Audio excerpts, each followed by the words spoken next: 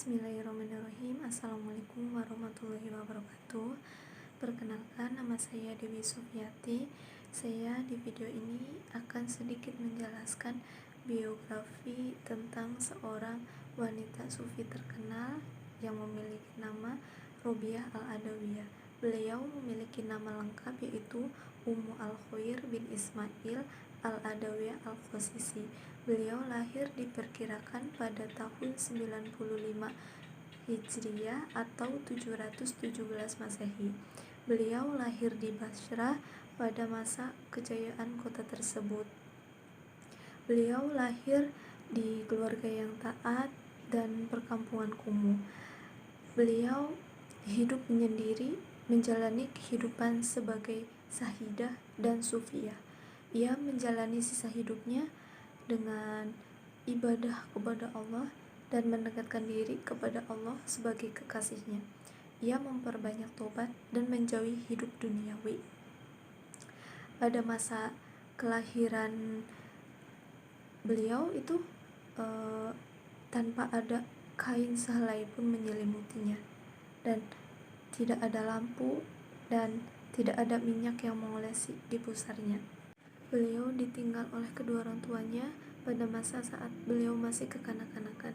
Setelah orang tua beliau meninggal dunia, kelapaan hebat melanda di kota Basra dan semua saudara beliau pun berpencar, sementara ia jatuh di tangan seorang kejam yang melelangnya sebagai seorang budak yang hanya diharga beberapa dirham.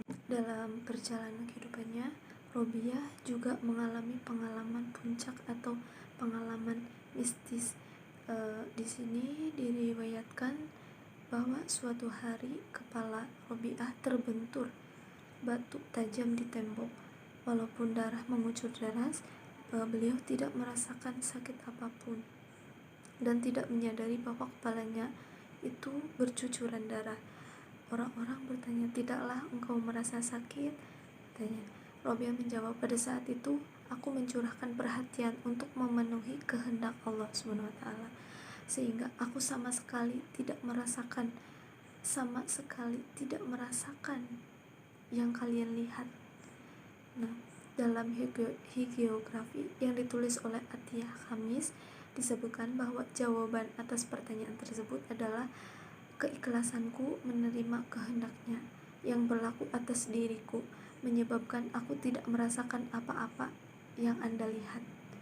Dalam kehidupan sufi, untuk sampai ke pengalaman puncak mereka harus melewati beberapa tahapan latihan jiwa dan raga. Robiah sendiri sebelum terjun dalam kehidupan sufi secara total telah banyak mengalami pengalaman yang mistis,